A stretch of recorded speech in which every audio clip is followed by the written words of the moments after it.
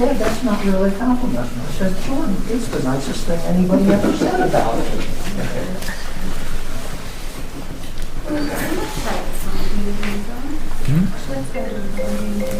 You know where Cracker Barrel is? I live down that cross Tower Road. I keep still looking for you. The Shell gas station on Days It's Tower Road right across the street. One more thing, but Well, I keep forgetting about it. yeah, I appreciate it. Yeah. So it's not too far for you. Oh, definitely take care of it. Yeah, I can't wait for the next update with you guys because we thought How's last it time, feeling? wait till you see how they folded Yeah. like the week after we showed you like Yeah, the day it was for the last 2 months. for 22. Yeah, yeah. Exactly. You have 7 o'clock more. Yep. Andrew? Yes, sir. Okay, I'd like to call the meeting to order. Also, welcome everyone here tonight, and thanks for coming out while we're having a little colder weather coming in. Winter's actually here. And let's start with the Pledge of Allegiance. Pledge of allegiance to the flag of the United States of America and to the republic for which it stands, one nation, under God, indivisible, with liberty and justice for all.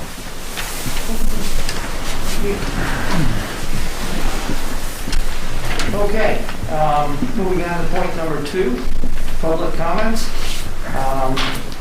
We're going to limit the public comments to 5 minutes per citizen. And if you have a comment, please approach the podium and state your name and address, please.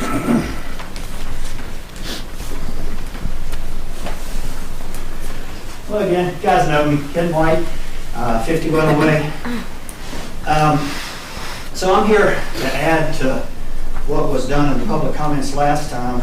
There wasn't deemed to be time to read something from my neighbor, 190 Well Way, Patrick Adams, that might say, well, you know, Mr. White, why are you here reading it? Well, it's kind of like in Georgia right now, folks. I mean, the whole balance of our nation, you know, and balance of power hangs in the re-election of some Georgia House votes. But people are like, what's the use? Everybody we talk to all around our neighborhoods are kind of like feeling like that now. What's the use? So I'm reading this just to represent Patrick, okay?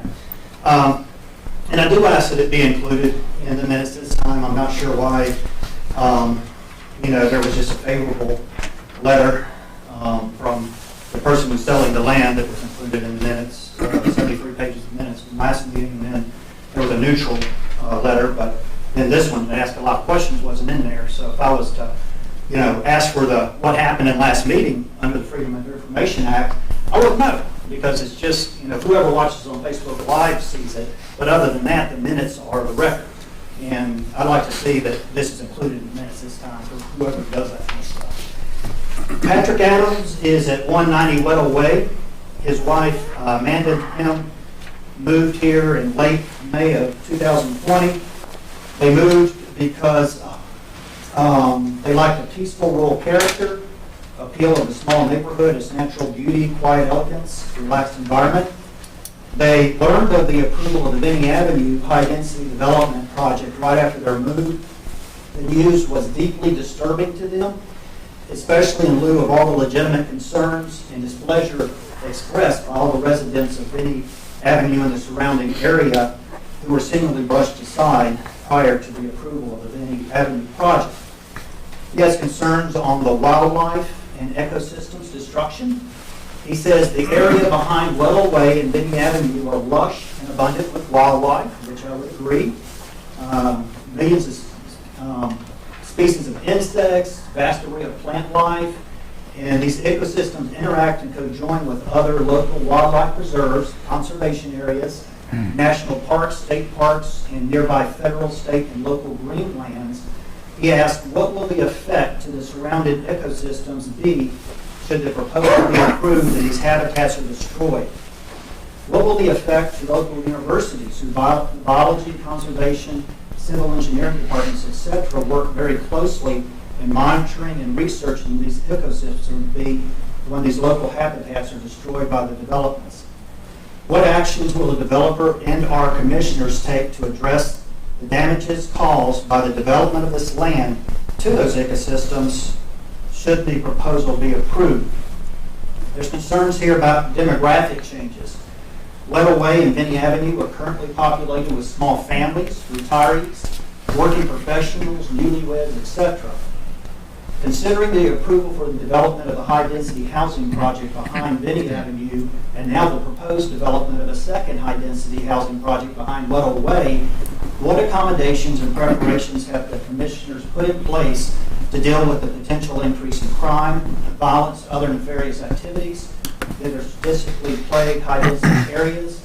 What guarantees are the developers and commissioners making to assure the medium and long-term effects from conversion to rural to high-density areas for this community to remain clean and safe for the current residents? I do think this is a great point myself. In our public hearing, Mr. Simones had mentioned that the duplexes that are being proposed behind Weddell are about roughly $100,000 below those in price that were being proposed at Vinnie.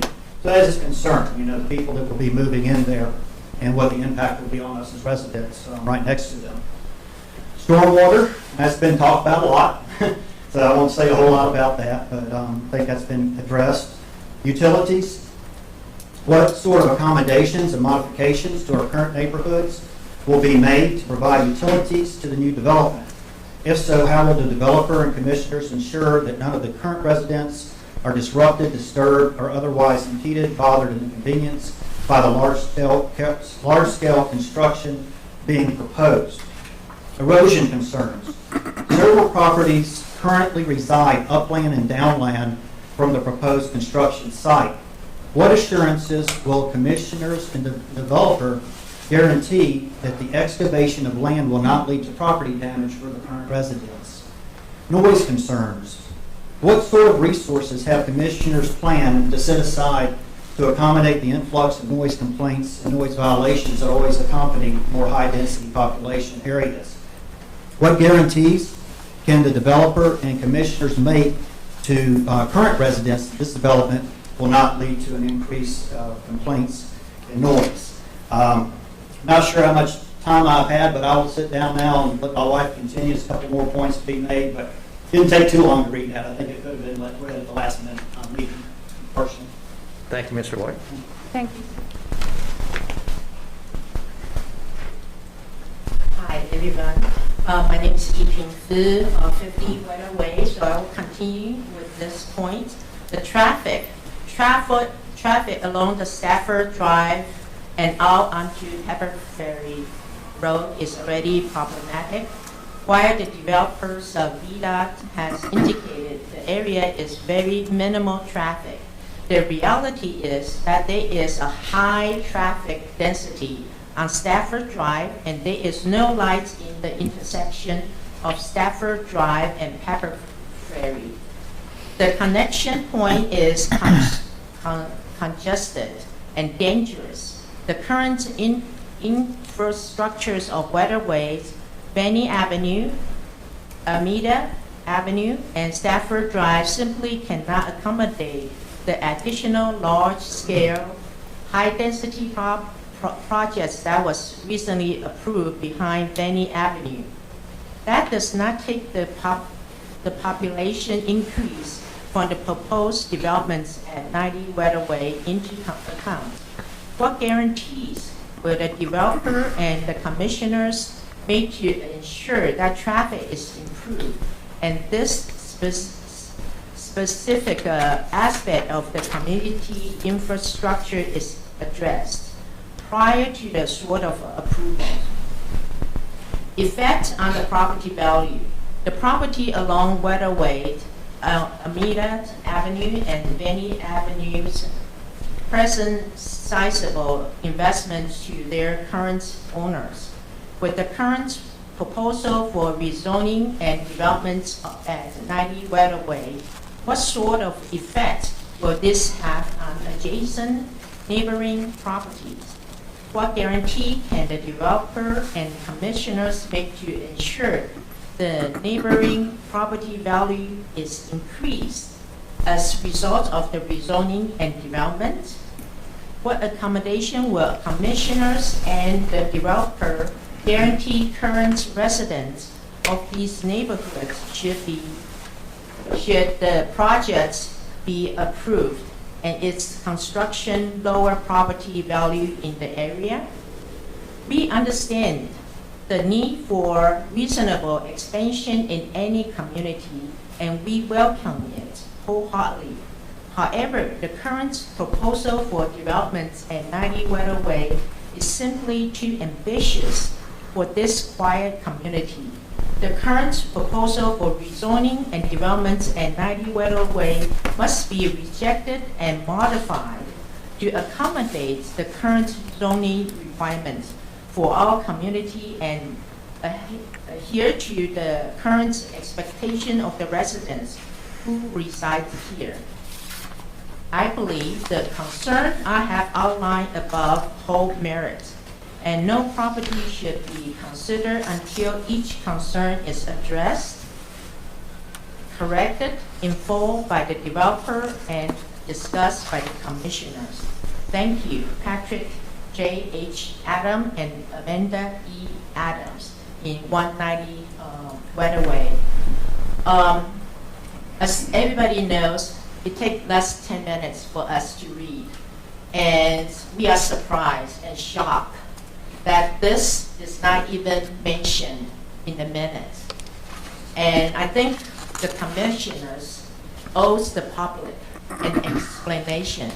Besides Patrick Adams and Amanda Adams, they have many good questions and valid questions. I think we should take this seriously and then address it before you can approve. Thank you so much for listening. Thank you. Mrs. White, will you be able to save us a copy of that letter, you and your husband, or is that a way that we can have a copy? That was provided to you last time. That was the same letter? It was the same letter, that's correct. But it was not in the minutes, Well, yeah. so it's not, it doesn't, so the public doesn't see that, and then that's a concern to us. Because in the minutes, 73 pages, only 2. One is the person who sold the land. Of course, she is favor of the development. Second one is somebody has a question about privacy. So it doesn't matter, but this is a 3 pages from Adams and was not included in the minute. And we are very disturbed by that. And I think the public deserve to know the whole pictures. And I think there are so many great questions the commissioners needs to address before you guys decide what to do. Thank you very much. Thank you so Henry, you much. had a comment? Sure, I'd just like to add that the reason why the 2 letters were provided in the first packet, and it was that no particular comments were attached to the minutes. That is not a practice that we have as far as public comments being attached to the minutes. We do have in the packet, the comments that we did receive at the time were included in the packet. Mr. Adams' comments were included in this packet that was posted on Friday, last Tuesday, and has been available to the public since that time. So his comments were available to the public, and I did want to just make that clarification so the Planning Commission knew that the comments that you received before the meeting and had to consider before the meeting was available to the public after the meeting. Perfect, okay, thank you. Andrew, will you also be able to include the letter that they have sent in an email as well, Mr. and Mrs. White? It was a very nice written letter that we had gotten the other day. I can send you the information. I think that was a really good comment he was saying to you and I, and then I think maybe to the Planning Commission. I got it. Oh, yeah, I know what you're talking about now. Okay. Yeah. Okay. Anyone else wishing to speak? Hello, I'm Brian Rice, and I'm a adjacent property owner to the south. And currently I live at 2440 Kitchen Boat Drive in Christiansburg. But it's interesting that I also used to live at 190 Weather Way where Patrick Adams lives. In fact, my dad built that house. He was a small builder, and the developer developed that field into lots, and then my dad bought the lot and built a house. So, and so now Mr. Adams is able to enjoy the house that was built by the developer several years ago. But currently, like I say, I own the property to the south of the land that's up for rezoning. And this property is kind of unique in that it seemed like all the adjoiners around it, like to the south, that's me and my partner, and of course we're in favor of it. We feel like they ought to have the right to develop their land, like we are. And then to the west of it is the town of Christiansburg. And of course, the town of Christiansburg has this land designated as residential, for future residential use. And so then on the north side is the family that recently sold the land to the south. And so that family, of course, is for the rezoning. In fact, one of the ladies sent an email in that she's for it. And then to the east of the property is the family that's selling this property. So it seemed like all the adjoining property owners are either for it or not against it, other than about a 10-foot section that's owned by our neighbors from Blacksburg that spoke earlier. They have about a 10-foot adjoining property owner. But it seemed like I say, it's kind of unique in that all of the adjoiners are fairly for it. But then I do realize that we have some neighbors in the neighborhood that are against it, and that's just real common. You have rezoning, you have that. And it's usually for three reasons. One is stormwater, and we've talked about that, how the stormwater pond is sort of to the upper northwest corner, and it backs up to the properties on Walters Way. And we had a neighbor last time from Walters Way that voluntarily told us that, well, he's never had water in his basement, and the elevation change is so much different that the stormwater would never affect the people on Walters Way.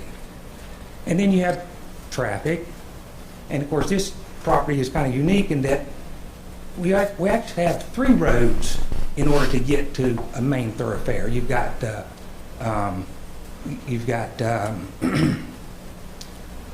Benny Avenue that goes to Walters, so you got Walters that leads to this.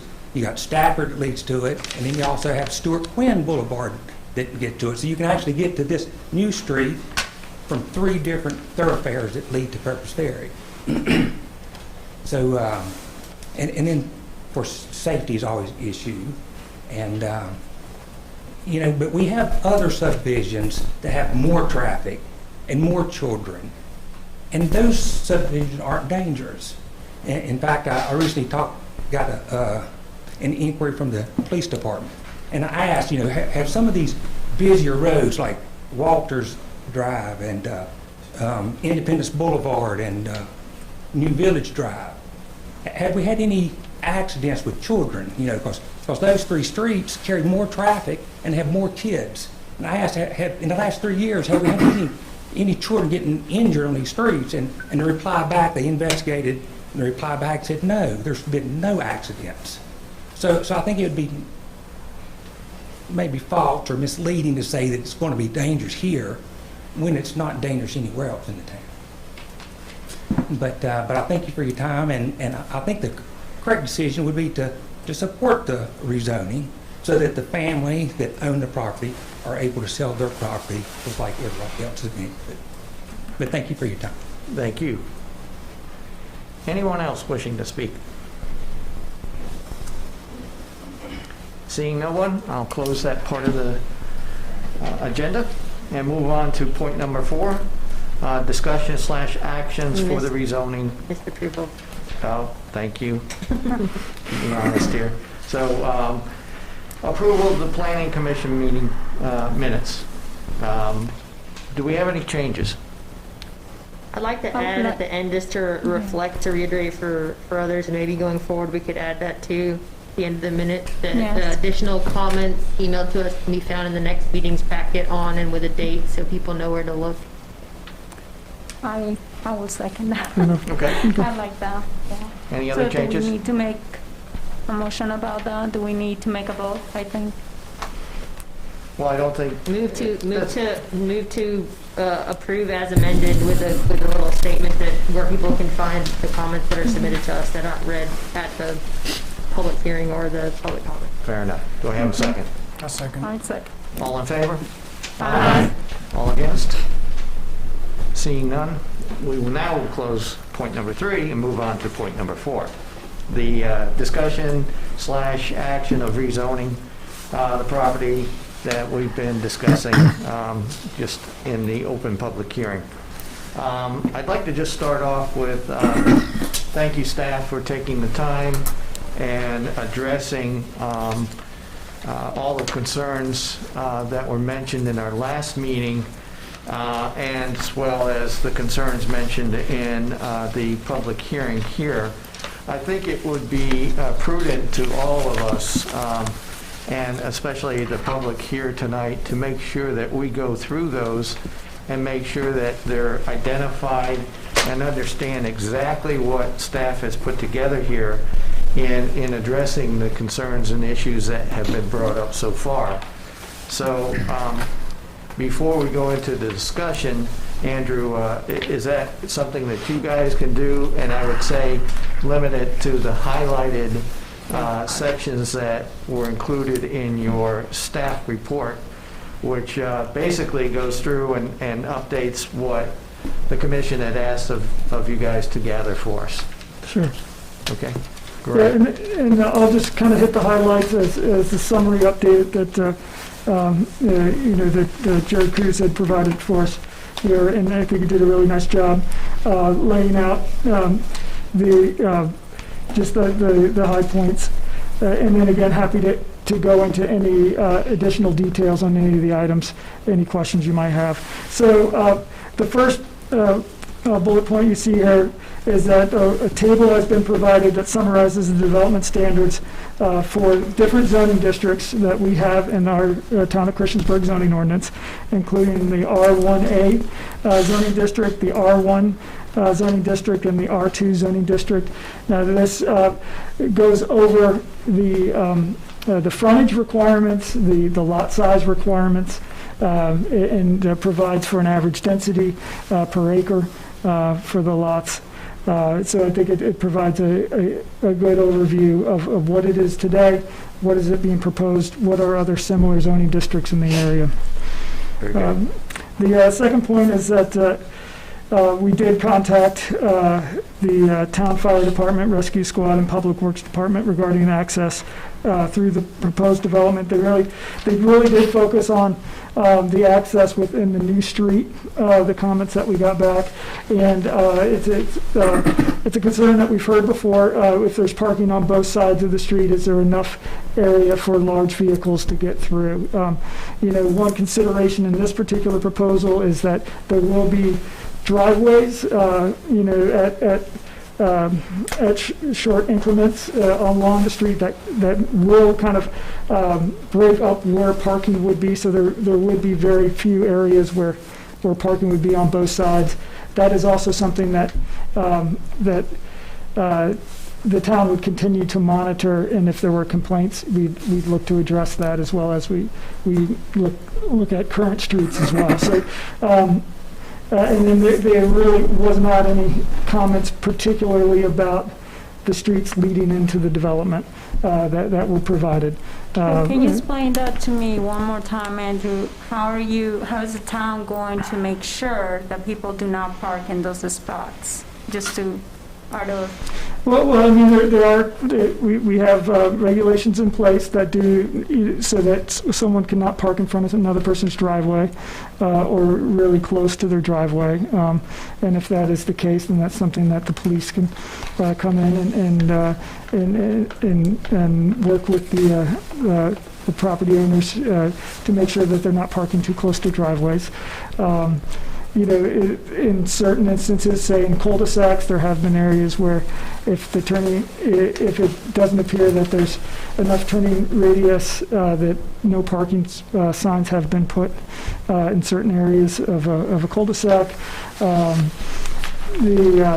So there are certain mechanisms that that the town has in place that can be, can be put into effect, or already in effect, or can be put into effect, that would avoid a situation where you have a very narrow passageway. Because, with a local street in a cul-de-sac, if you have parking on both sides, you're looking at about 8-foot wide spaces. So you have a 30-foot stretch, and if you have 16 feet of parking on both sides, then my math. So that means about 14 feet. For passage, which, as cars come back and forth, that's fine for most cars, and there are some instances where, from a traffic calming standpoint, that's okay too. That cars do not have, wide bursts to go at excessive speeds. So I mean, there's pros and cons to to that as well. But I think the point here is that we require a 30-foot pavement width from curb to curb for new streets, and if there is, and if there are no signs, then it is assumed that you can park on both sides. You can't park in front of driveways. You can't park in front of fire hydrants, or close to fire hydrants, obviously. But so there are ways that we make sure that the street is safe and that emergency vehicles can get in and out of the street. So I think the design is not inherently unsafe.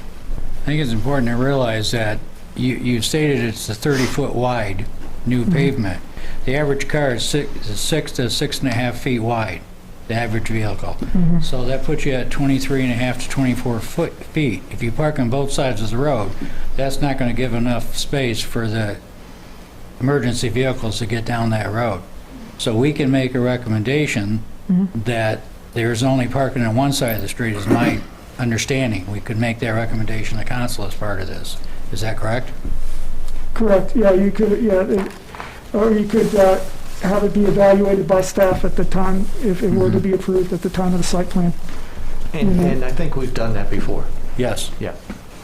Because I see like New Village, right? And even though New Village subdivision right now does not have too many cul-de-sacs, I only think that there is only one at the end. But when I look at that, I see cars on both sides all times. I mean, almost every every house has at least 2 to 4 cars. Every street, when you try to drive by New Village, you can barely make it through. I cannot really tell you if our truck will not go in there. So right now with the subdivision, in order to approve this, what you're saying is that the only way to fix that, it will be to put up signs, correct? Well, and is that the town is expense, correct? Right. I mean, I guess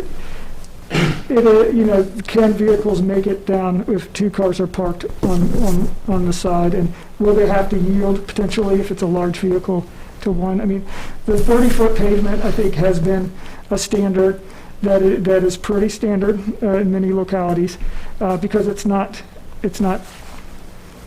too small, because you want to try to, you don't want to make things too small, obviously, but you don't want to make things too wide either. That leads to excessive speeds potentially. People feel like there's perception that they're not constrained, by anything really, that they can go at a fast speed. And then also it does add more potentially runoff to our drainage ways and such. So, there's pros and, not to say 30 feet is a magic number, but that has been a standard that has worked in town, and it's fairly new, and it is, and you'll notice, a lot of our older streets, have narrower widths. A lot of them don't have curb and gutter, though. And that, that has its pros and cons as well. It's easier to pull off the street, so it widens the street a little bit. But at the same time, it doesn't make drainage as clean as where the drainage ways are, and I don't think it's finished to look as well in subdivisions. So, there's really, pros and cons to everything. But our standard right now is 30 feet with curb and gutter and sidewalk on both sides for within the 50-foot right-of-way that's proposed.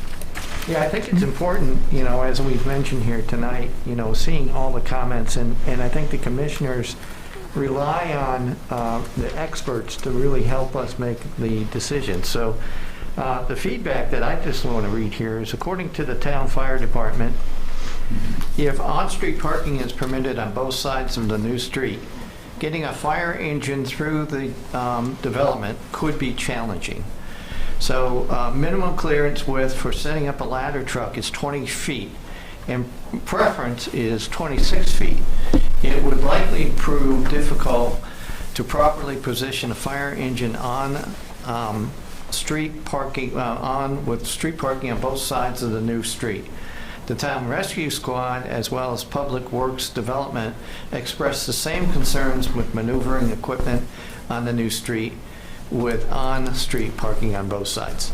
So that's good feedback to us. I think that was excellent. And I think that is some of the concerns that the commissioners have expressed now is parking on both sides of the street could be difficult. I'll leave it at that. I think that validates my concern, at least, though, that, unfortunately, we have to deal with the fact that parts of our town were constructed pre-30 feet being the standard. And so we do have some rather narrow roads, and Weddell Way is narrow. And so adding a 90-degree turn with a fire truck, or, we'll get to it, a school bus, that they don't even run down that road, probably because of the issue of getting out, which doesn't feel good when there's an in and out with no turning around, why they're choosing to not do that. I mean, it's narrower than 30 feet, so I'm sure fire trucks will have the same concern on Weddell, but they're already built, so there's nothing we can really do at this point to that effect. I mean, adding more houses is adding more flammable things that you potentially can't get to with a fire truck. I mean, oak trees and tinderbox, I'm really glad that they're able to get fire trucks back there.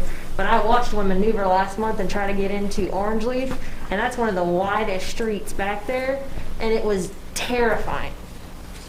So, I mean, 30 feet for this particular street, great.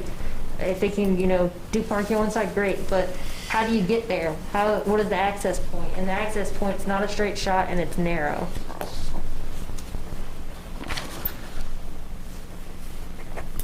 I think all the comments that have been made have been really, really good. I think the input that we have gotten even from owners of properties surrounding the area, I think is very, I can put myself in their shoes and feel the same way, And with a person that had to go through a fire in the past, it's difficult for me to think about our public safety, and I think about how can we make sure that a fire truck can get to those homes if something was to happen. I mean, we're planning ahead, and we hope that nothing ever happens, obviously, but when we take on these developments where those are things that come up through a lot of our heads, and I hope that, I know we're always going to make somebody mad. It's not like we're always going to make everybody happy about this, but those are concerns. Mr. Bryce, you had said something that to me about that you want the owners to be able to do what they should be able to do with their land. And I think if it was up to us, they should be able to build what they are supposed to and want to build. If I'm understanding correctly, we're going from R1A rural residential, which allows maximum density of 2.9 houses per acre. And we're wanting to go to the 3.485 houses per acre. So when you say that we are not allowing for that to happen, that's not necessarily, I don't feel, in my opinion, that is necessarily a good statement. Because the reality is that right now, if the question was, let's build 2.9 houses per acre, I think it's a different it's a Yeah. different decision-making when it comes down to almost Ford or whatever. Yeah, and I think one of the problems is people don't understand density, you know, when the people in the letters were saying high density, and this is 3.5 units per acre. The density is so low, it's almost imperceptible. I mean, when people are talking about high density, they're talking 16, 18 units, 27 units per acre, and this is 3 units per acre. So the density is so low, and I think it's just because people aren't used to, if they're not in planning or building, they don't know what the numbers mean. And when somebody says 3.2 units per acre, they're thinking, oh, high density. But in reality, it's really not.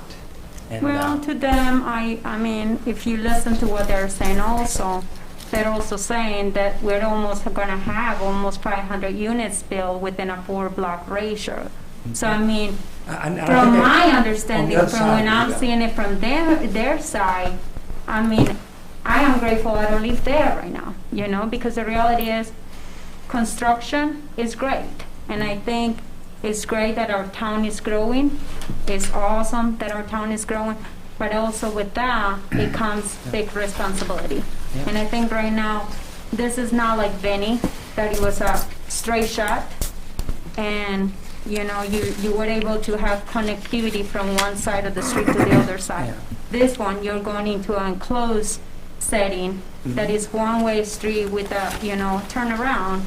And so right now, all of these comments or whatever, I am grateful that they're coming to speak.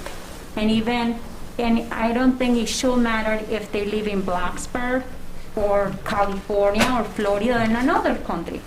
They own property in the town of Christiansburg, Right. and they have the right to be here. Yeah, I agree with Okay. that. I agree I'm with that. sorry. I think Ms. Hicks makes a good point about the density, but consider it is R1A right now, which density could be 2.9, and without any of our votes tonight, they can continue and build as it was designed in the comprehensive plan to help to build houses back there with a density of 2.9 without us even considering it.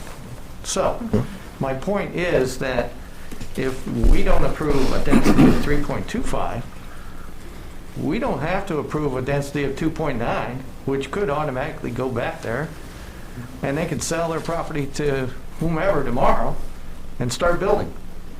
And you're still going to have the same problems or concerns. And I'd like to also add, I checked the MLS today, and the houses that are available, active listings, between this built in the last 20 years, there's only 2 on the market in Christiansburg right now. There's several more brand new houses under construction, but there's only 2 houses being purchased in Christiansburg today that are less than 20 years old. We do have a problem. Thank you, Mr. Rice. And this does help meet the goals of the comprehensive plan that's, you know, that's slated this, you know, for residential use. Understand. Thank you.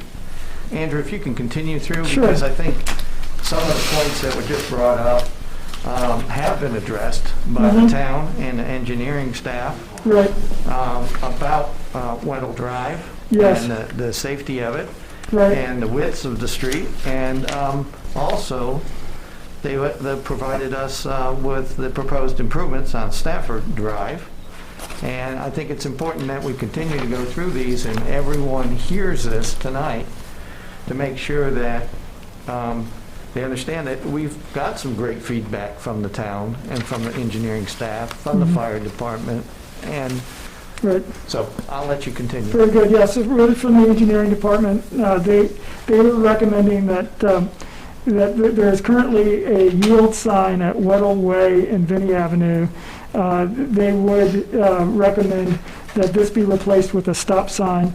The extension of Vinnie Avenue would be part of the development that is planned, that was mentioned earlier, and would create a 3-way intersection at this point, and a stop sign would be necessary. So their recommendation is based on if this were to continue and be developed, that would be engineering department's recommendation. They would also recommend installing a stop sign on the proposed new street at its intersection with Weddell Way, so that there's a stop condition there as cars are turning out onto Weddell Way from the new street. And then they would not recommend a three-way stop at the intersection of Weddell Way and the proposed new street. So what they mean there is that because they don't see an apparent safety or traffic concern necessitating the additional stop. So there would be free flow on Weddell Way. It Right. would not stop at the new intersection is what they're proposing. And there would just be one new stop sign at the end of the new street as you're turning on to Weddell Way. And that came from the town engineering staff. Correct, yes. Okay. Yep. And there was additional information that was provided in a memo as well to Right. you all. I have a Those are the question highlights. really quick, Andrew. I know that you guys did an absolutely great job. Thank you. I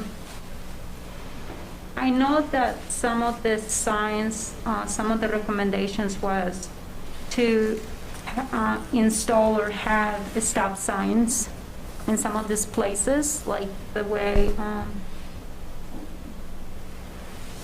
do you have a map that we can put up so we can kind of put it, do you have a map right there of the, okay.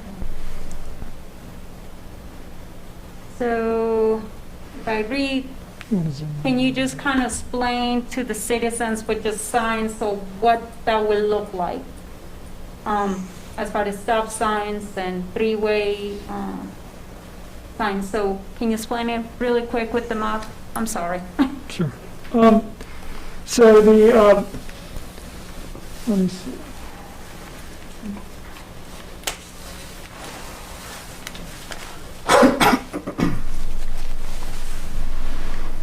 Sure, so the recommendation with the new street, if it were to be built, would be up here in this area. The intersection here, would be proposed to be a stop sign by our engineering department here, which would then allow traffic, to stop here and then turn onto Weddell Way. They are not proposing stop signs here or here that would stop traffic on Weddell Way. Weddell Way traffic would be free flowing from north to south there, as the engineering department recommends. They do propose to change this yield sign to a stop sign, because right now it is a yield sign as you're coming around here. So that would be a proposed change to put a stop sign here.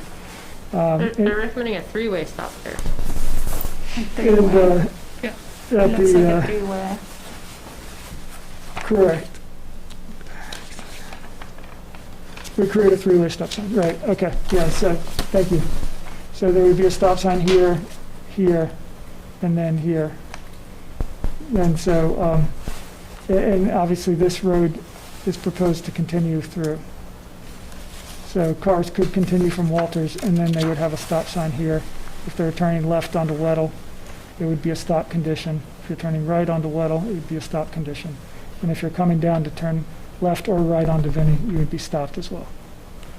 So I find that interesting that initiates a three-way stop, but the new site doesn't. I mean, this has nothing to do with the site itself, but doesn't initiate a three-way stop when other neighborhoods with similar density in the town have three-way stop, and another three-way stop, and another three-way stop.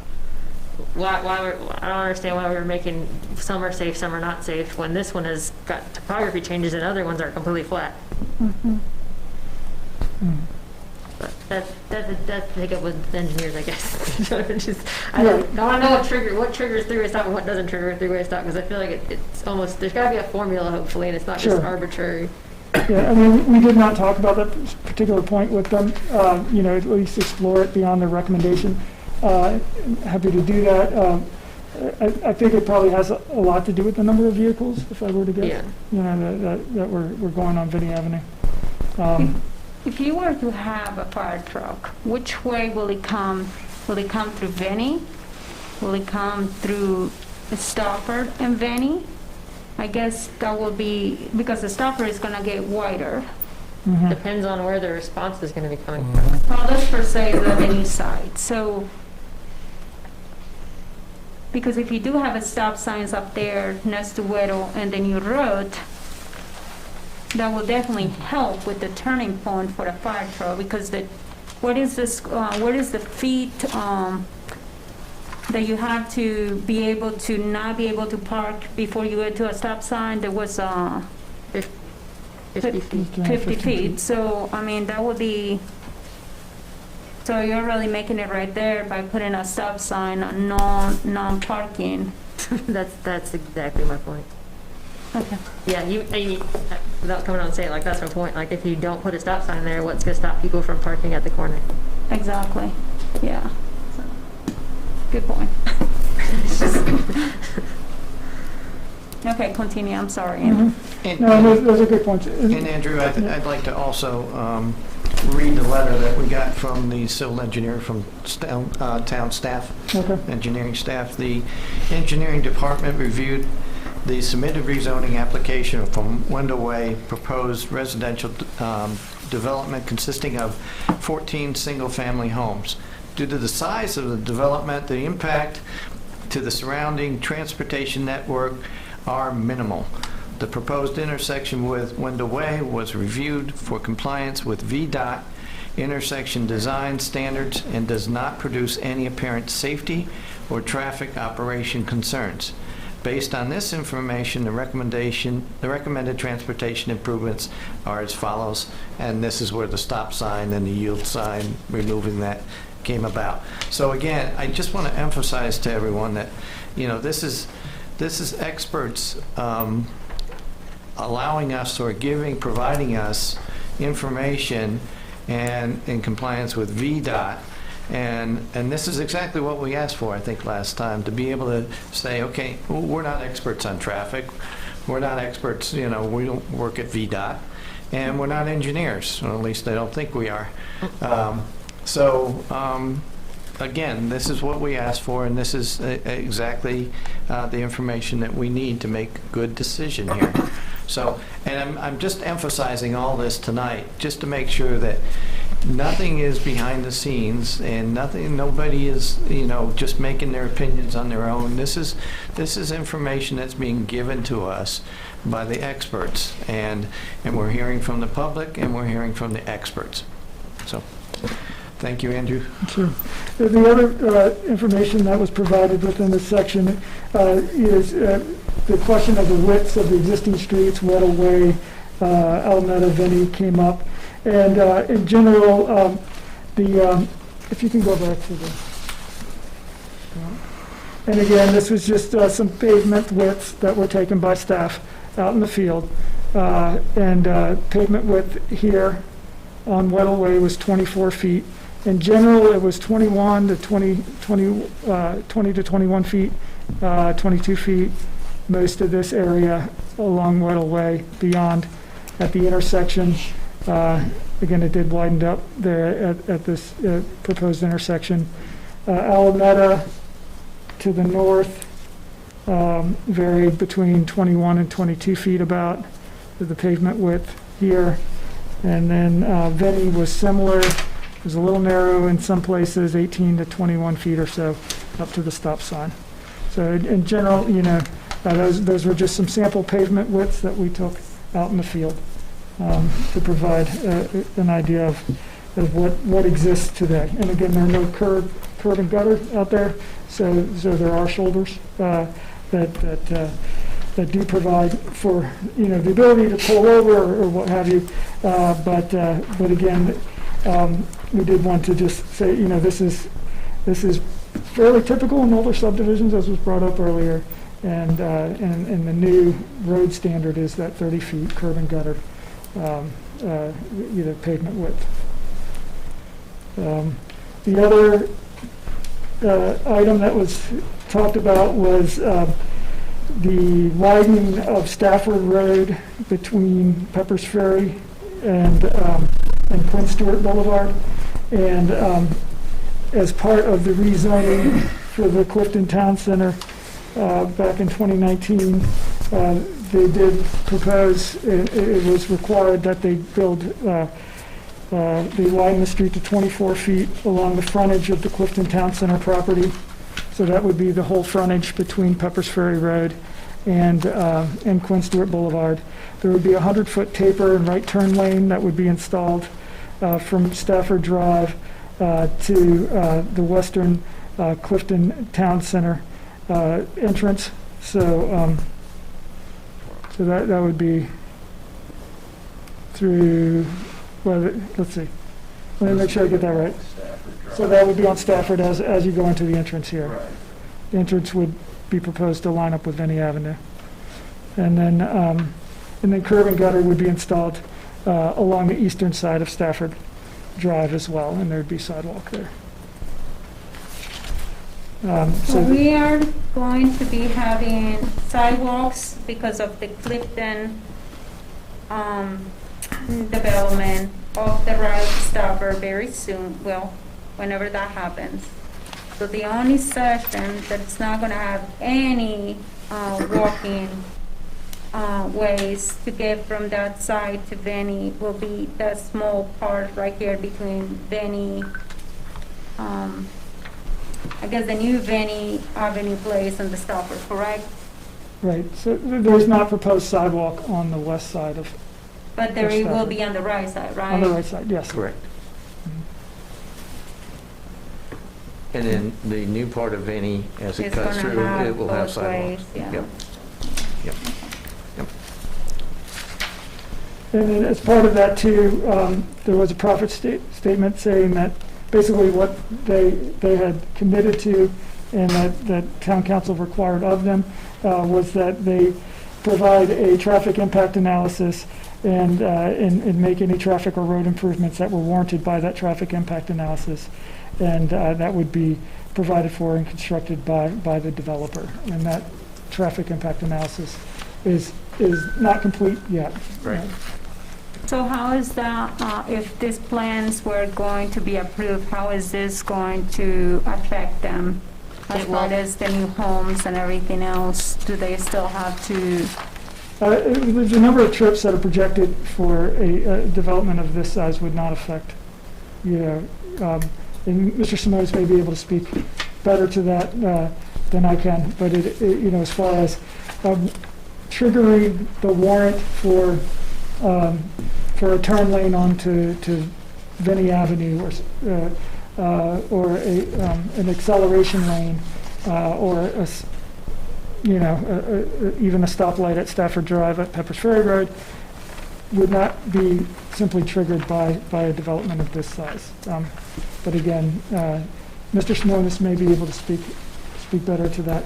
let's per se, since they are the ones that are doing the study as well, let's per se, there is no way they can come back and say that because of these two developments or any other developments, if there was a traffic light that was needed or anything like that, they're not going to come back to us and require us to pay for that traffic light or anything like that, correct?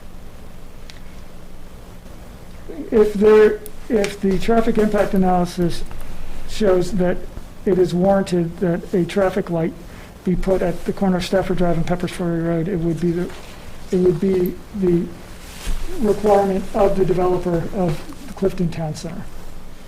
And they're making the impact analysis based on their impact, not anybody else. As well as. There certainly more will be surrounding- impacts, yeah, I mean, there will be trips that will be generated, Yeah. as was estimated in the original staff report.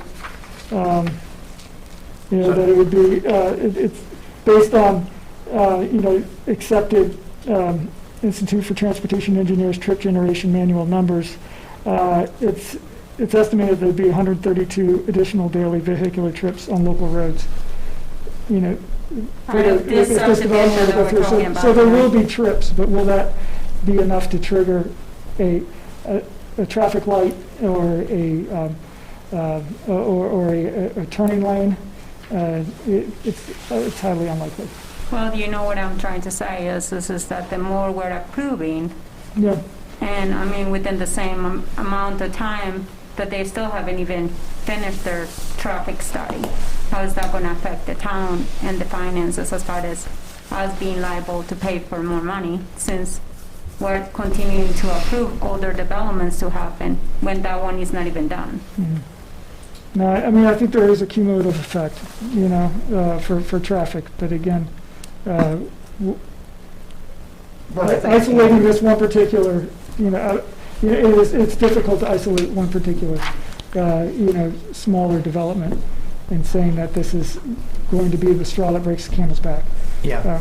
I think, Andrew, too, is, the study is designed, if the study comes back and then says that we need to put in a light there, then that goes back to the town center, not on the town itself. And I think what we've heard from the town is that by putting in 14 single-family homes, this is not going to sway that study one way or another. Not enough. And I think the study is going to stand alone on its own to the extent that if it requires additional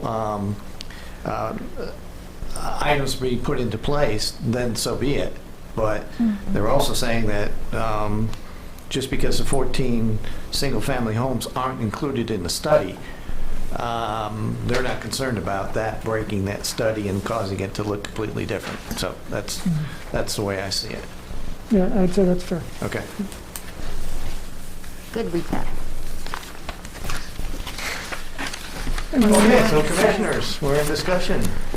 I didn't get one of my questions. What about the Almeda water lines and the infrastructure as far as providing, because I know that line was old and everything, and we are about to be replacing that, but you know how it takes years for us to get something done as far as replacing infrastructure. So can you tell me about the timeline and timeframe with that? I mean, that has, regardless of this proposal, that was scheduled and is going to be undertaken by our Public Works Department, and the schedule at this point is that it would be done in the next year, if not sooner. Our Public Works Department is meeting with our engineering department to look at, material costs and buying materials at this point for that, and so it is planned, and it is, it is scheduled as a project that is going to be done in-house. So there is a very definitive, and it was budgeted by council to be scheduled this year. Yeah, I know we voted on that, but I know from the time we vote on things, sometimes it takes a while for things to get done. Right. So The money what was you're allocated saying for is this that year. these water lines will be replaced within the next year. It is scheduled to be And will that happen done, correct. by the time these homes are finished? It is that what- scheduled to be done by July, because the money that was allocated by town council was for this year. Excellent. Okay, very good. Mr. Simone, you had a comment? Yes, Sure, George, you wouldn't mind. I didn't want to talk during public comment. I wanted to be sure Andrew and staff had a chance to go through. But I would like to address Planning Commission just for a couple minutes. There were some things in the report that we would just like to address from the applicant standpoint that I think would help as you guys deliberate. And I promise I won't take very long. If you indulge me just for a couple minutes. No, please. So the first part about the fire department. So I just want to be clear that everybody understands the road we're proposing in our subdivision meets every town standard that's out there. It's the right width, it's got sidewalks, it's got curb and gutter. So we're meeting the town standard. If the town's fire department has concerns about a 30-foot road, that's a 30-foot road in any other subdivision in town. In Windsor Estates or New River Village or Robin Hood or any other subdivision you want to point to, we're meeting the town standard. The reason the town has that 30-foot road section is, like Andrew was saying, is to give people an opportunity to park on the side of the road. Especially if you're using the roll face curb and gutter. If you all have seen that in some of the subdivisions, it's not the stand-up 6-inch. It actually allows you to pull your car up a little higher and out of the road a little bit more. So with that 30-foot road section, it gives two cars, very rarely in a normal subdivision, where you've got enough driveway space or garages, do you see people lined up both sides of the streets unless it's a kid's birthday party or Halloween or something like that.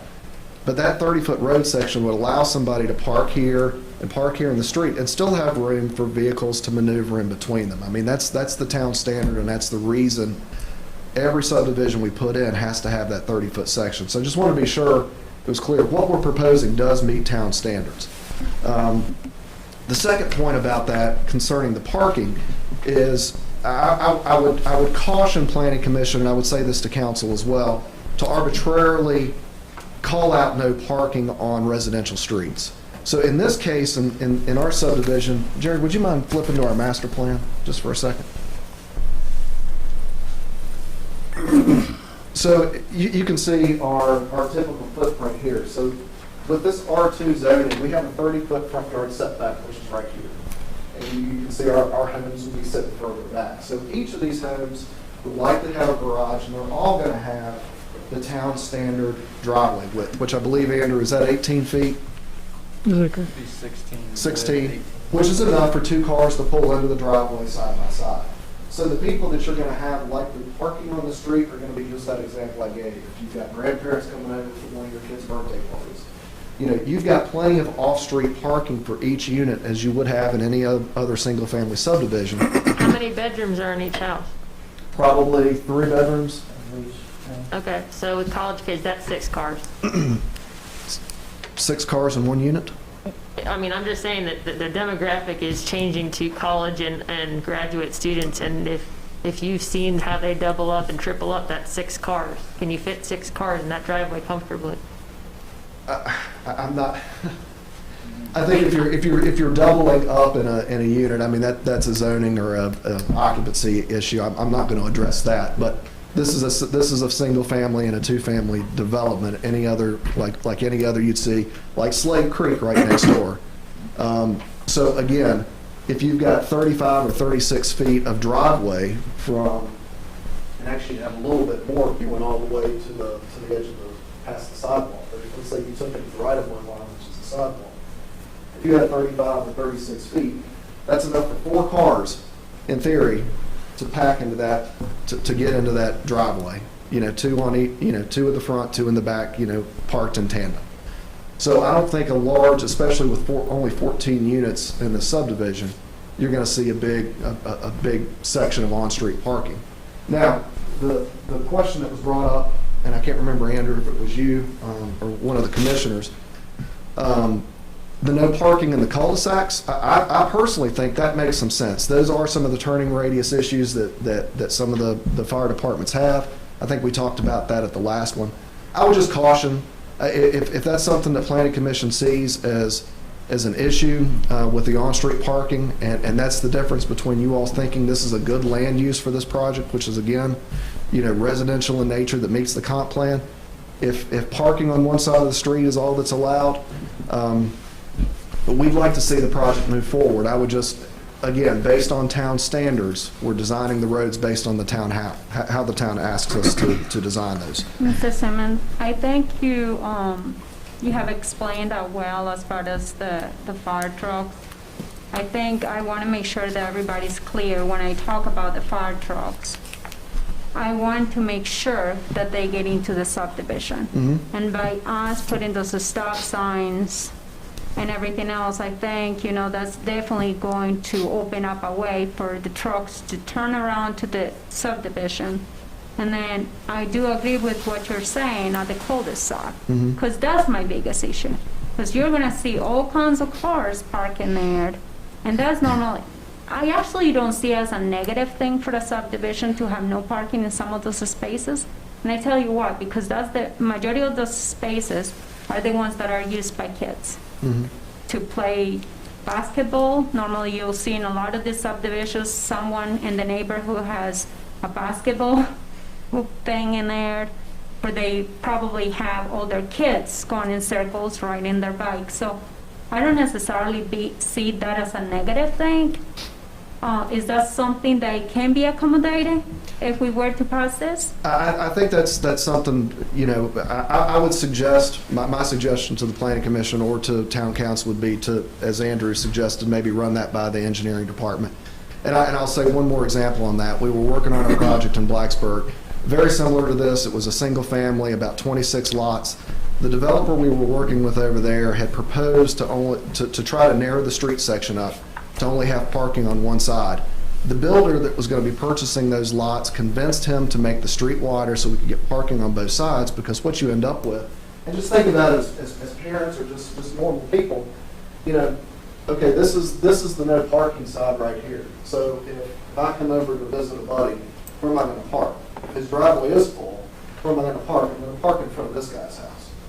So just from a perception standpoint, the builder we were working with on that said, I would rather not have a situation where we've got homeowners in conflict with one another because grandma's parking in front of my neighbor's house instead of mine.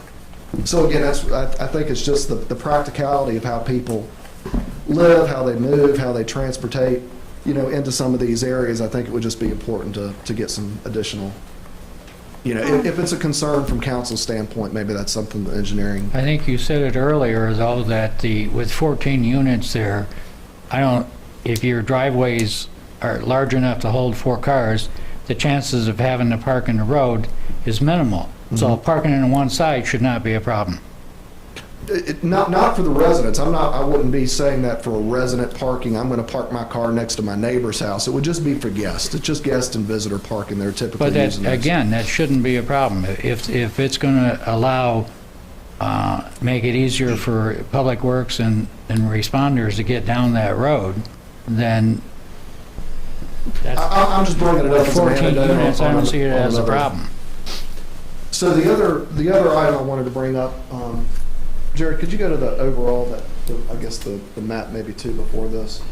Yeah, that one's actually fine. Here.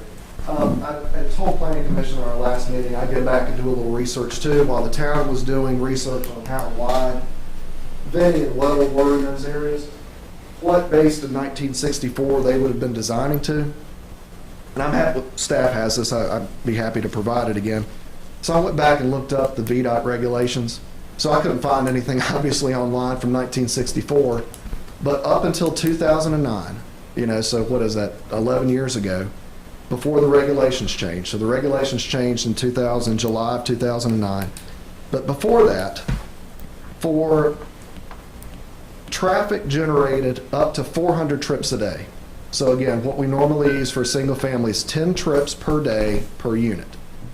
So up to 400 trips per day by VDOT standards, up until 2009, you could build a street that was 18 feet wide, and that met VDOT standards. You could go up to 2,000 trips a day with only 22 feet of pavement. So I say that, and I explain that because with the 14 units we're proposing, and I think it was, what did I count?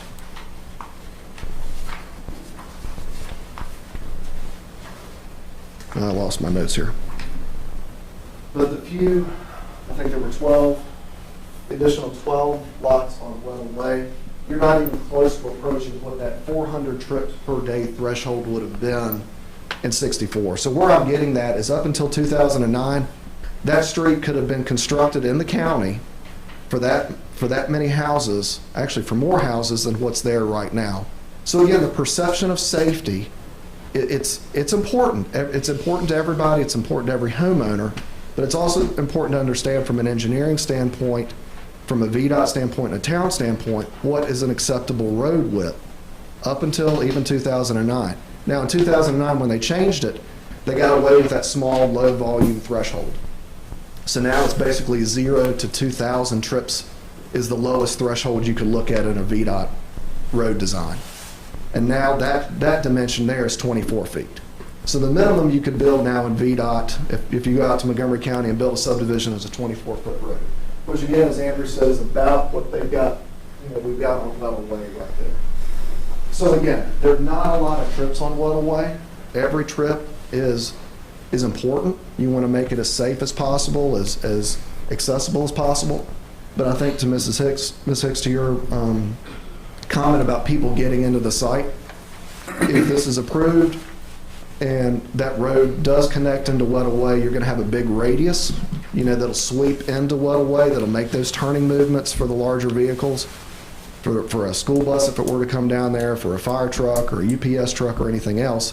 Getting into that subdivision road, that new road along Weddle, will be much, much easier than some of the smaller radiuses you have on these existing streets. I have another question for you. I know that when we got Mr. Price's development approved, I know some of the homeowners on the right side. We're very concerned about, trees and things like that. I see on this new side, you do have some vegetation off of the left side. You have some on the top side. But I don't see no vegetation off of the houses right here. What are you proposing to build on the right side next to the two houses on the right? If I'm explaining bottom right. And then who owns the properties on the top? Is anybody in here for those homes? No? No. Anyway, the houses up there that don't have no vegetation covering the new subdivision, because I know we had gotten at least one email by someone that lives off of the right side on the bottom right, closer to the entrance. There was one email that came in specifically about vegetation, and that was Mr. Jones, who I believe lives right here. He was there, he spoke at our meeting last time we were here. And I think there was another one off of Weddle. Is that correct, Andrew? Well, even I if remember there the comment wasn't, from Mr. Jones. I'm sorry? Yeah, I remember the comment from Mr. Jones as far as the Okay. vegetation. Well, I would really like to see it. Can you tell me what are your plans right now to put as not a fence, but maybe an environmental trees, or what kind of vegetation are you planning, if any? So we don't, at this point with the rezoning, we don't normally get into the landscape piece of it unless there's something specific that's required either through buffering or canopy coverage. Now, on our master plan, so we have lots that basically start when we come out here. So we would have a unit or 2 units on these first 2 lots right here.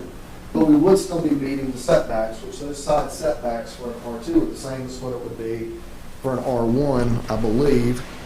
And Mr. and Mrs. White, which one is your house? It's the second one up down here, right? Right before the line? That Yes, one that's right there. This is the time for you guys to ask anything if you want any vegetation on that side. I know it's a corner, but is that something you Well, guys are concerned well, about? their vegetation was proffered as part of the fruit As far tree as the other property. one goes? You know, this is right in the corner. This is as far away from our unit as we could possibly get to another residential structure. So we don't have any plans to do any of it. And also, you're also downhill from that. So any vegetation we're planting at the bottom of that hill is not screening anything further up. So we don't have any plans for any vegetation along that property line. Steve, I have one other question for you. Yes, sir. I think it was a comment about the property values and the cost of the duplexes themselves. Can you refresh our memory as to the price of, or estimated price of the duplex? Now, I think Mr. Russell could answer it too, but I believe we were starting at 250. Yeah. 250,000, yes, sir. Okay. And then refresh my memory on the other subdivision on Vinnie. Those were pricing 300. Starting at 300. starting at 300. Okay. All right. Thank you very much. So the prices we're looking at on this one are very comparable to the existing Slate Creek. A little bit higher than some of the adjacent single-family residential homes on Low. Got it. Remind me again, who owns that property right there on that corner, the big chunk? Is that the house, is that the people that are selling this land right now? The This one, one yeah, right that here? piece right there. That's the son of one of the principals. Okay. Yeah, so the seller. And then the son- entrance for his house is right off of the new road, right? His driveway currently goes up where the road would be, so he would get a new driveway connection off of our proposed road. Yes, ma'am. And the seller owns that house right beside the driveway. So the Mary Jewel estate, they own this house and this lot, and they own this, and that's what they're selling. Got it. Oh, So- okay. Okay. The seller of this property lives here, Uh-huh, and they own this lot, and her son lives here. Got it. got it, That's okay. helpful. Thank you. That's probably why they're not here too, so. All right, commissioners, further discussion or any further questions? I had a discussion on the parking. I know we had a similar discussion on a past development or a previous development that included similar to what Steve was saying with the narrow street. And we were talking about doing a one-way parking I can't remember if that's the Silver Spring, I think it was up at the Meadows. the Meadows, yeah. Yeah. And our discussion on that was we did decide to require that 30-foot because of the emergency, so the emergency vehicles could come by. But the end of that was also, we would include in the minutes to let council know that we had a concern still about parking, but that it would go to council for them to decide whether to allow one-way parking or not. But that, just to state that there was concern about it, but that emergency vehicles could, it was determined, could get through with that two-way parking on the 30-foot. It was more the street width itself was more the concern. And I see a similar case here as well, with it being a cul-de-sac and, or a one-way dead-end street. Thank you for No, bringing that Good up. points. And I think, as a reminder, that the minutes will include your comments, and they will all go to town council. And town council is also receiving all the copies of what we received from the engineering staff. So So I'm hopefully they're- confident with voting on it, with just having, depending on town council, I guess is my, just reiterating that it will go to town council to As a recommendation. determine that, yeah, as Okay. recommended. I just want to add that in the comprehensive plan, it is zoned future land use for residential. It is currently zoned residential, even though it's agricultural A1, R1. Correct. It's not business, it's not industrial park, it is residential. It can, by right, be built on as is. Correct. None of our concerns are mitigated by its current rights as a property. But I don't see this as an appropriate request. I mean, I think R2 is a far reach from what is proposed. You know, I think that it's a better case for a smaller density that could be managed by a different zoning or its current zoning as is. Other commissioners?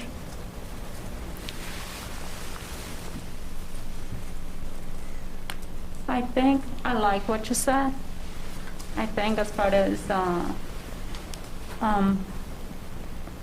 voting on it and just with the condition of council approve or disapprove about if one-way or two-way parking.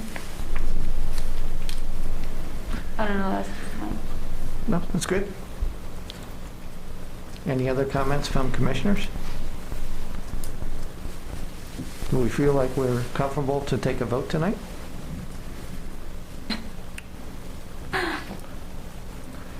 If so, can I have a, If I could, real quick, I just wanted to state that, and I should have been clear when Mr. Bernard asked the question earlier.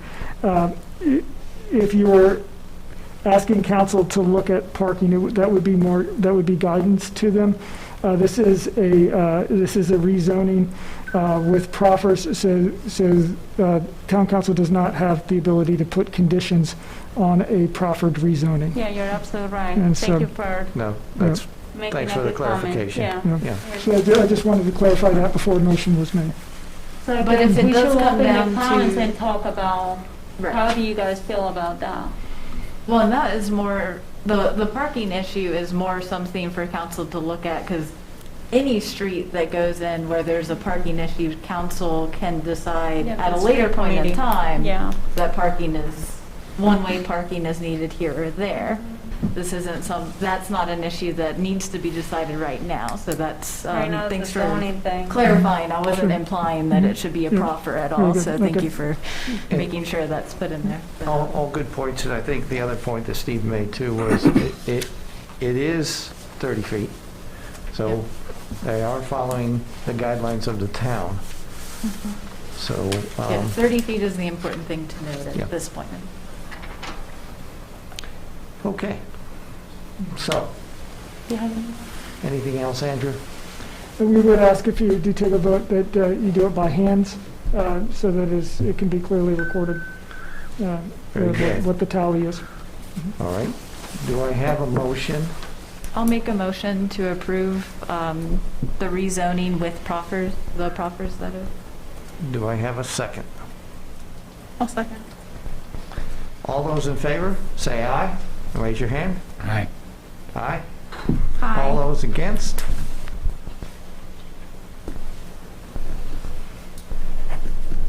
Okay. What was the tally? There was five, there was 5-3? five Okay. in favor of recommending approval and three Okay. against. Passes by the Planning Commission. This will move on to Town Council as our recommendation. And they'll be voting on this next meeting. Is that correct, Andrew? I think we'll have the public hearing on The public December hearing 8th. first. Right, Okay. and then they would schedule, be, to take action at their next scheduled meeting, which would be the first meeting in January. And do we have a date? It's January 12th. January 12th. Mhm. Okay, so for the public, Sounds right. January 12th, public hearing with Town Council. This will be brought up again with them, and along with our recommendation as a Planning Commission. So with that said, we'll move on to point number 5, other business.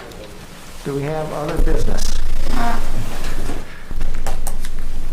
About your email that you had sent now, go ahead. Yeah. Sir?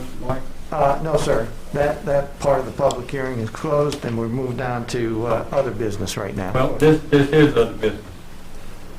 This is other business among the planning commissioners. Yes. So it's not public hearing. There was a public comment I'm not section. aware of how you operate. Can we allow him? I just had a question or two regarding another issue, Yeah, and I assumed that other business covered that. and I'm going to be able to make some comments that would, Go ahead, go ahead. may help. Go ahead, sir. Yeah. I'll make it quick. That's okay. No problem. You've seen me before. My name is Russell Crockett. I live at 350 Teal Street.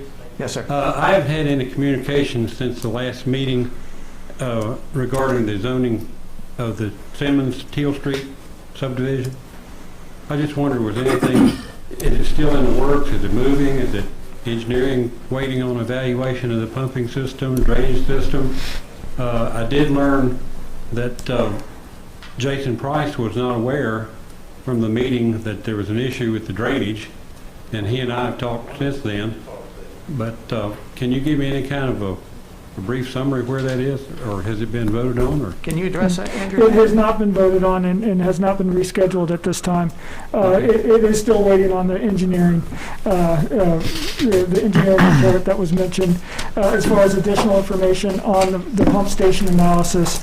And then that would, once that information is available to the developer, then it would really be up to them to come back to say what they would, what they would propose as far as improvements. And I think they're hopeful that it would be about this time. I think it is going to be probably early January. Yeah. And as was mentioned at the last meeting, we will make sure that we go, that we send emails. We did take everybody's email address and mailing address that attended the last meeting, so I that, don't think you got mine.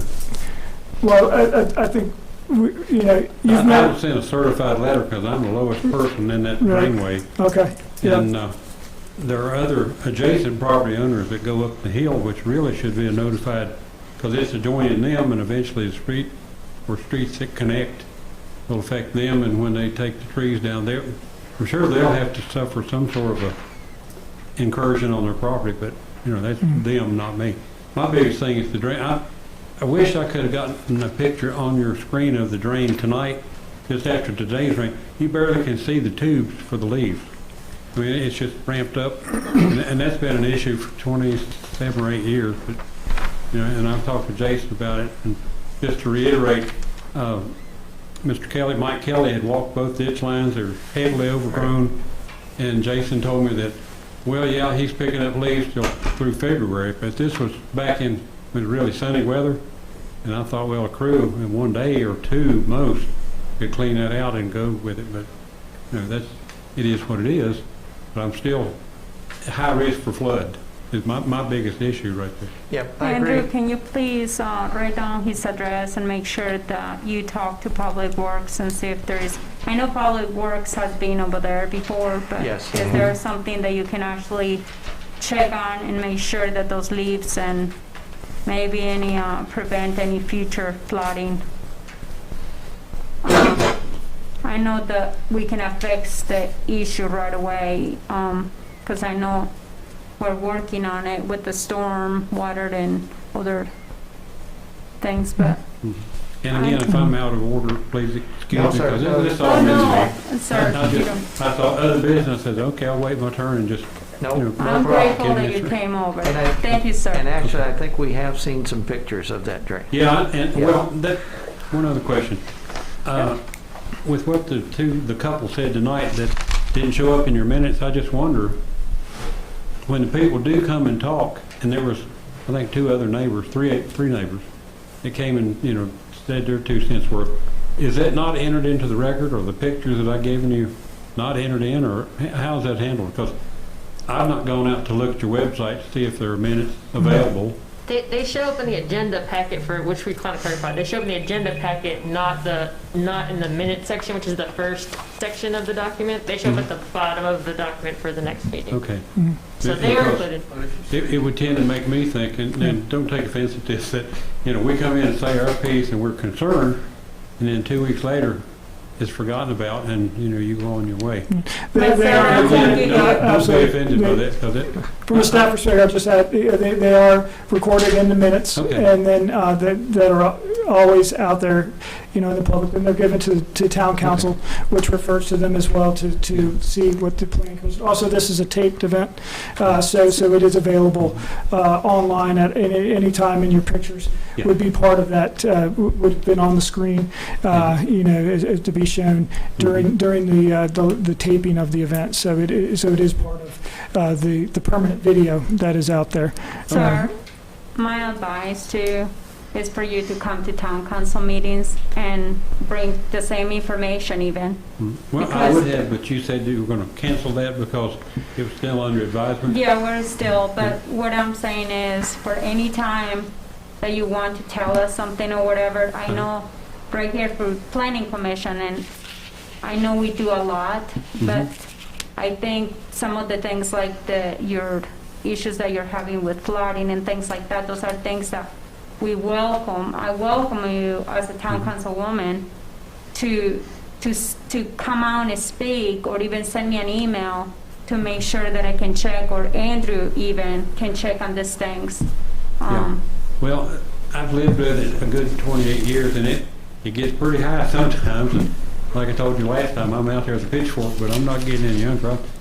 I Be went honest, by it everyone, this week, and- it was pretty bad, and my Yeah. camera died, so, Yeah, okay. so yeah, Thanks again. Thanks for your time. thank you. Andrew, any other business? No, sir. Okay. We do not have any agenda items for the next meeting, so if it's planning commission's pleasure, that meeting could be canceled, since we don't have any agenda items prepared for you at this time. Will you let us know for sure? Or is that something that we'll, Unless there was something that planning commission wanted to talk about, to come together. Otherwise, there are no public hearings or Okay. item. The Teal Street project is not ready to come back All right. to planning commission at this time. then we'll, I would like to make a comment really quick.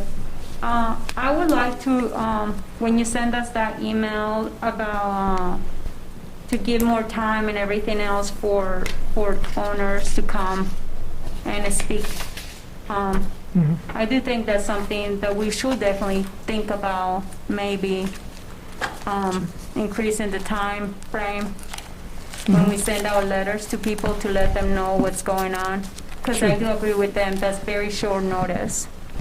We work on these plans, we get drawings and we get, zoning requests all the time, but when we get them with months and months ahead. So, like all these engineers have had the time to talk to us for months and everything else. And then we do our part, but it should be also the right of the citizens to know what's going on with a larger amount of time instead of being such a short notice.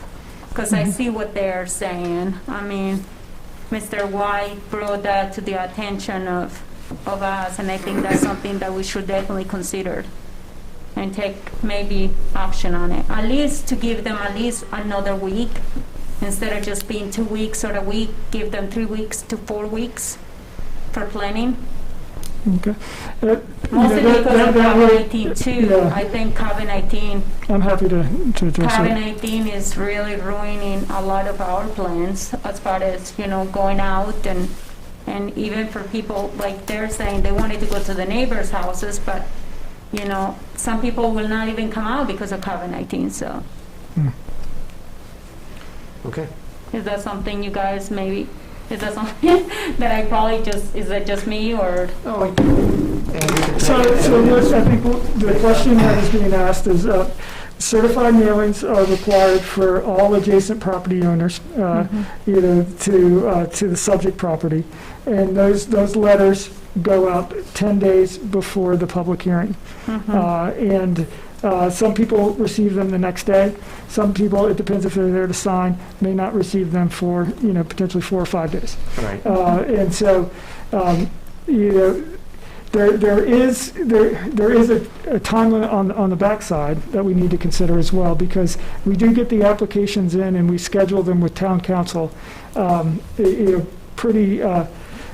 we schedule them with town council pretty tightly so that we can have a pretty concise review process. So the review process is not going on for 4 to 6 months, which our development community has really respected over the years, that there's predictability in our process, that we don't just take an application and then 3 months later we might schedule a public hearing. I mean, it's a very predictable process.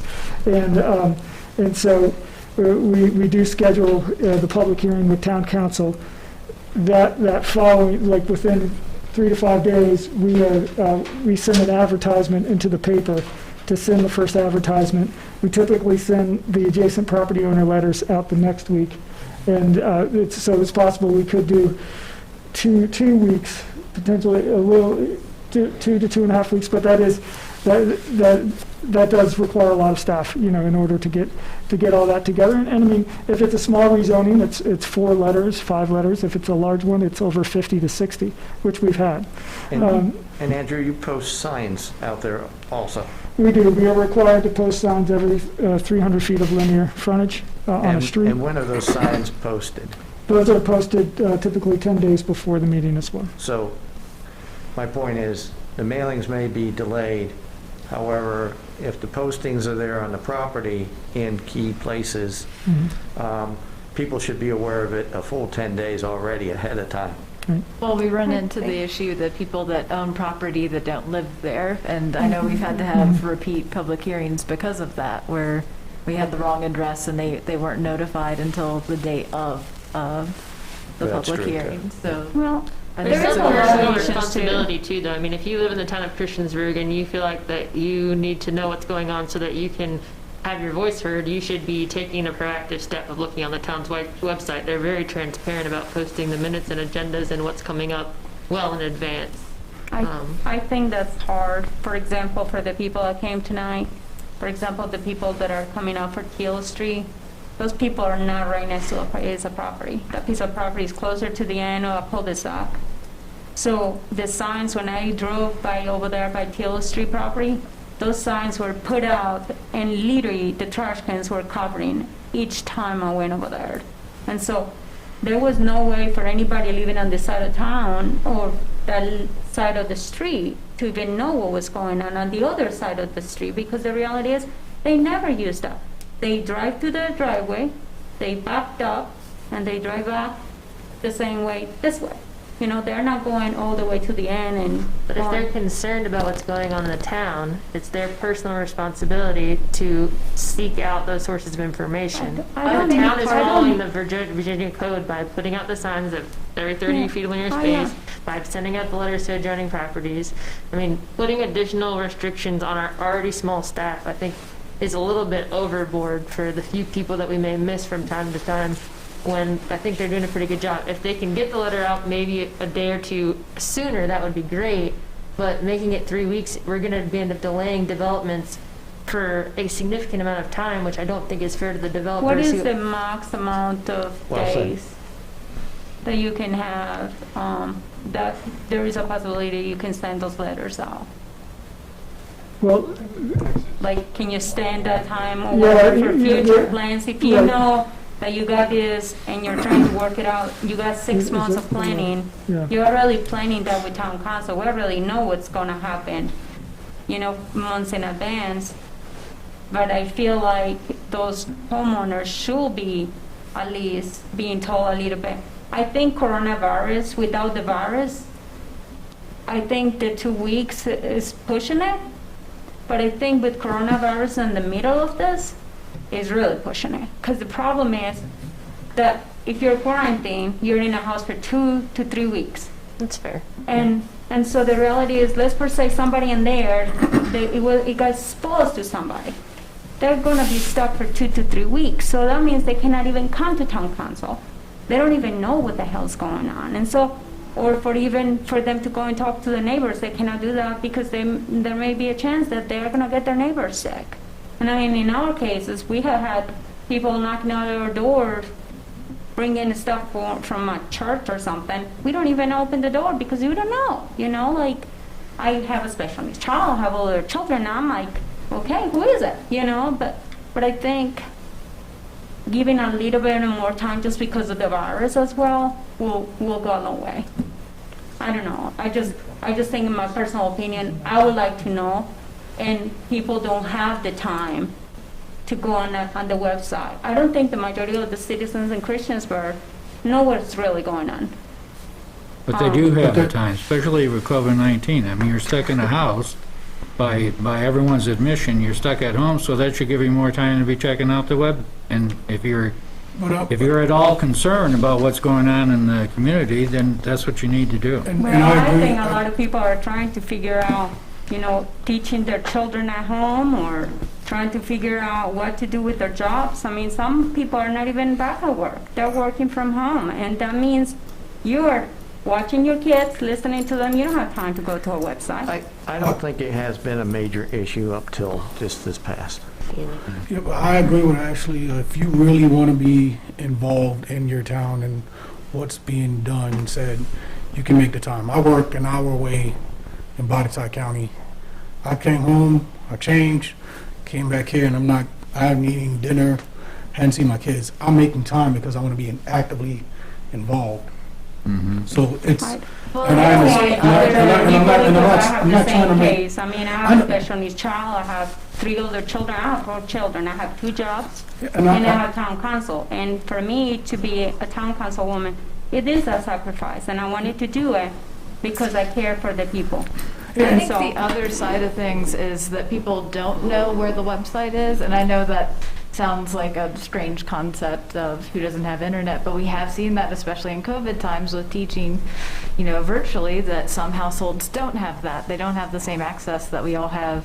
And so people, and like the gentleman tonight, didn't know what public comment or other business, and I didn't know how these meetings work until I joined Planning Commission, or until I attended my first public hearing as a citizen, and that's when I decided to pursue hey, what is this? What's going on? So it's there's so many of our citizens that don't know how things work, don't know how to reach out.